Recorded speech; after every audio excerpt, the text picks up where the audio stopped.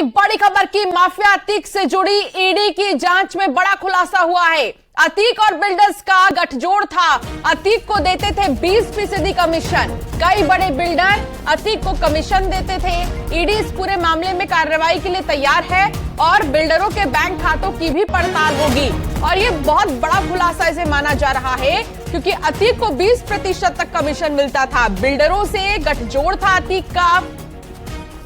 इस पूरे मामले में अब एक्शन की तैयारी है। सर्वेश दुबे हमारे संवाददाता हमारे साथ जुड़ गए हैं। सर्वेश, क्या जानकारी मिल रही है? एक तरफ तो कुछ बिल्डरों को धमकी देता था अतीक, तो कुछ बिल्डर ऐसे हैं जिनसे गठजोड़ था और 20% कमीशन भी लेता था। क्या जानकारी मिली है इस पूरे मामले में? देखिए, माफिया अतीक अहमद के खिलाफ ईडी ने मनी लॉन्ड्रिंग का केस करीब 2 साल पहले दर्ज किया था और उसके बाद कार्रवाई शुरू हुई थी। हालांकि बीच में ये कार्रवाई रुक गई थी, लेकिन माफिया अतीक अहमद की मौत के पहले 12 अप्रैल को जब छापेमारी हुई, करीब 12 जगहों पर छापेमारी की गई थी, जिसमें अतीक अहमद के कई करीबियों और बिल्डर के खिलाफ छापेमारी की गई थी। और उसके बाद पिछले 3 दिनों में जो छापेमारी हुई है उसमें बड़ा खुलासा हुआ है और सूत्रों के मुताबिक शहर के कई बड़े बिल्डर ऐसे हैं जिनका अतीक अहमद से कनेक्शन निकला है और अतीक अहमद को 20% तक कमीशन देते थे। इस जानकारी के, इस खुलासे के बाद अब ईडी ने शिकंजा कसना शुरू कर दिया है और अतीक अहमद के जो करीबी हैं, खासतौर पर इनमें जो नाम सामने आ रहा था, मोहम्मद मुस्लिम, इमरान, एजाज अख्तर, इनके खिलाफ अब तक जो है कार्रवाई की गई है और कुछ अन्य जिनका नाम सामने आया है उनके खिलाफ भी कार्रवाई की जा रही है। और कई सीए हैं जो अतीक अहमद का काम देखते थे, उनके यहाँ भी छापेमारी करने के बाद ईडी ने कुछ दस्तावेज अपने कब्जे में लिए हैं, उनमें भी कार्रवाई की जा रही है। और खासतौर पर 2 दिन पहले जो कार्रवाई हुई थी वो ईडी ने झलवा इलाके में बसपा नेता अतुल द्विवेदी के ठिकानों पर छापेमारी की थी। वहां पर भी कई अहम दस्तावेज मिले हैं जिसे जब्त किया गया है और इन बिल्डर से अतीक अशरफ का कनेक्शन सामने आया है और इस मामले में कार्रवाई की जा रही है। और इस बात का खुलासा हुआ है कि करीब 20% तक कमीशन जो बिल्डर है वो अतीक अहमद और अशरफ को देते थे और इसी काली कमाई से अतीक अहमद अपना अवैध साम्राज्य खड़ा करता था। तो इन बिल्डरों के खिलाफ भी अब बैंक खातों की पड़ताल की जा रही है और इनके खिलाफ कार्रवाई की तैयारी की जा रही है। जी, बहुत शुक्रिया जानकारी साझा करने के लिए सर्वेश।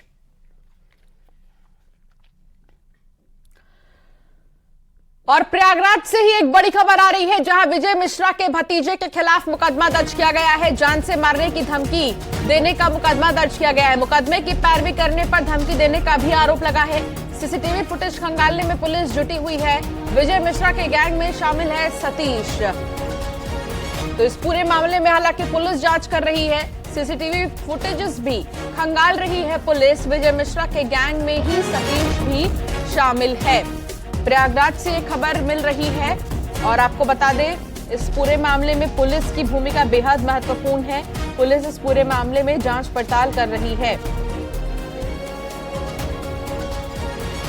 तो प्रयागराज में जिस तरीके से धमकी दी गई है, इस मामले में पुलिस की तरफ से भी जांच की जा रही है।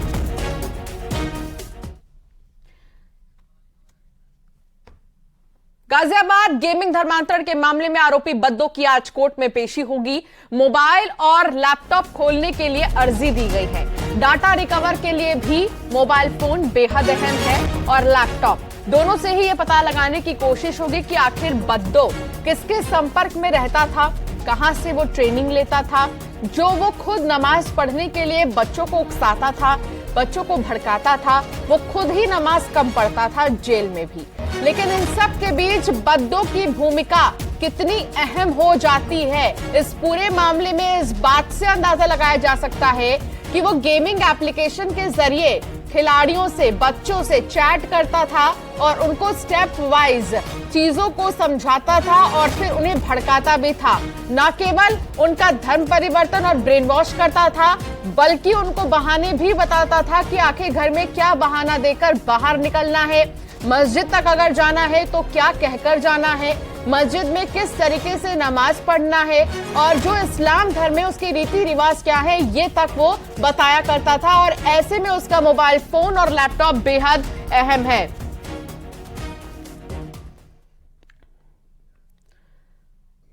बागपत पुलिस ने एक महिला शव कब्र से निकालकर पोस्टमार्टम के लिए भेजा है। रिजवाना की 5 मई को मौत हो गई थी। परिजनों ने रिजवाना के पति और ससुराल वालों पर हत्या के बाद शव को दफनाने का आरोप लगाया था। मामला बिनौली थाने इलाके के पिचोकरा गांव का है। परिजनों की शिकायत के बाद डीएम के निर्देश पर सीओ और नायब तहसीलदार की मौजूदगी में शव को कब्र से निकाला गया। पुलिस ने शव को पोस्टमार्टम के लिए भेज दिया है। पोस्टमार्टम रिपोर्ट के बाद ही इमराना की मौत का सच सामने आएगा। 5 मई को रिजवाना नाम की एक महिला का मृत्यु हो गया था। उसके भाई ने अपने इसके जो मृतका है उसके पति पे जो है हत्या का आशंका व्यक्त की थी, जिसके तहत शामली पुलिस का हैरान करने वाला मामला सामने आया है। कोर्ट में पेशी के लिए ले जाते वक्त पुलिस वालों ने आरोपी से बाइक चलवाई है। पुलिस वालों के इस कारनामे का वीडियो सोशल मीडिया पर वायरल हो रहा है। हाथ में हथकड़ी लगा आरोपी बाइक चला रहा है। पुलिस वाले आराम से पीछे बैठे हैं। महकमे की चौतरफा किरकिरी हुई तो हड़कंप मच गया। एसपी साहब ने सीओ से मामले की जांच कराई। चंद घंटों में ही जांच के बाद सीओ से मिली रिपोर्ट के बाद एसपी साहब ने सख्त एक्शन लेते हुए दोनों पुलिसकर्मियों को निलंबित कर दिया है। तो ये तस्वीर आप देख रहे हैं, यहां पर बाइक चलवाते नजर आए आरोपी से जिसकी पेशी होनी थी, उसी से पुलिस वाले बाइक चलवाते नजर आए। हाथ में आप देख सकते हैं हथकड़ी है। बावजूद इसके पुलिस की किरकिरी अब चौतरफा हो रही है। हालांकि ये जो दो पुलिसकर्मी आपको नजर आ रहे हैं, दोनों को ही निलंबित कर दिया गया है। और बाइक चलाता जो आरोपी आपको दिखाई दे रहा है, ये कोई और नहीं बल्कि यही आरोपी है और इसकी पेशी होनी है कोर्ट में। 2 तस्वीर आपको दिखा रहे हैं जहां पुलिस का ये रूप और आरोपी से बाइक चलवाई है। आरोपी को मौज करा रही है पुलिस। बाग में पिकनिक मनाया जा रहा है और फिर यहां से पेशी के लिए ले जाते नजर आई पुलिस। तो 2 तस्वीर आपने देखा और इसी के साथ आप समझ गए होंगे कि आखिर किस तरीके से यहां पर पुलिस वालों की चौतरफा किरकिरी हो रही है। और अब बात होगी कानपुर की, जहां कानपुर में पुलिस का एक अपराधी को पकड़ने और उससे पिस्टल बरामदगी का वीडियो सोशल मीडिया पर खूब वायरल हो रहा है। इस वायरल वीडियो में कोतवाल अपराधी के कमर से तमंचा निकालते दिख रहे हैं, साथ ही कह रहे हैं कि तुम वीडियो बनाओ, मैं पिस्टल पकड़ता हूं।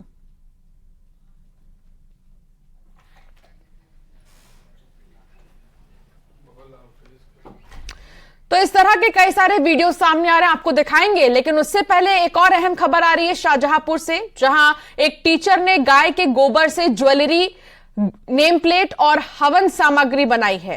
तिलहर के प्राइमरी स्कूल में टीचर पूजा गंगवार ने यह खास पहल की है। पूजा खाली समय में गाय के गोबर से तरह तरह के सामान बनाती है, साथ ही कई लोगों को इसकी ट्रेनिंग भी देती है। पूजा के इस कदम से जहां निराश्रित गायों को संरक्षण मिल रहा है, वहीं महिलाओं को रोजगार भी मिल रहा है।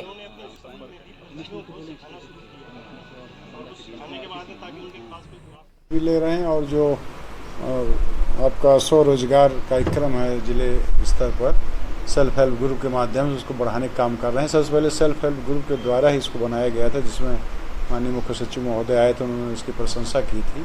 आपने देखा होगा ओम बनाने से लेकर तमाम अगरबत्ती और आइटम, ज्वेलरी का आइटम भी बन रहे हैं। इसको एक ब्रांड देकर इसको ज़्यादा से ज़्यादा इसका प्रचार कराया जाएगा। और GMDIC और जो हमारे NRLM के लोग हैं उनको हमने निर्देश दिया है कि इसको ज़्यादा से ज़्यादा पंजीकृत करा कर इन स्वयं सहायता समूह को मार्केटिंग इनको उपलब्ध कराई जाए। हमारी अपनी गौशाला है और बहुत हमारे पास गायें बहुत आयात में हैं। हमारे सामने समस्या ये थी कि हम अपनी गौशाला को आत्मनिर्भर बनाना चाहते थे। इसके लिए हमारा ध्यान गाय के गोबर पे गया कि गाय के गोबर का हम ऐसा और क्या कर सकते हैं। अभी तक क्या है, गाय के गोबर से लोग कंडे बनाते हैं और ये बायो एनर्जी में इसका यूज़ किया जाता है। लेकिन हम कुछ ऐसा, हमारे दिमाग में ऐसा विचार आया कि क्यों ना गाय के गोबर से हम कुछ ऐसे हैंडीक्राफ्ट बनाएं जिनको लोग घरों में सजा सकते हैं। क्योंकि गाय के गोबर धार्मिक दृष्टि से शुभ भी माना गया है, तो वो एक सजावटी सामान के रूप में लोगों के घरों में होगा। और यहां रुकना होगा एक छोटे से ब्रेक के लिए। खबरों का सिलसिला जारी है।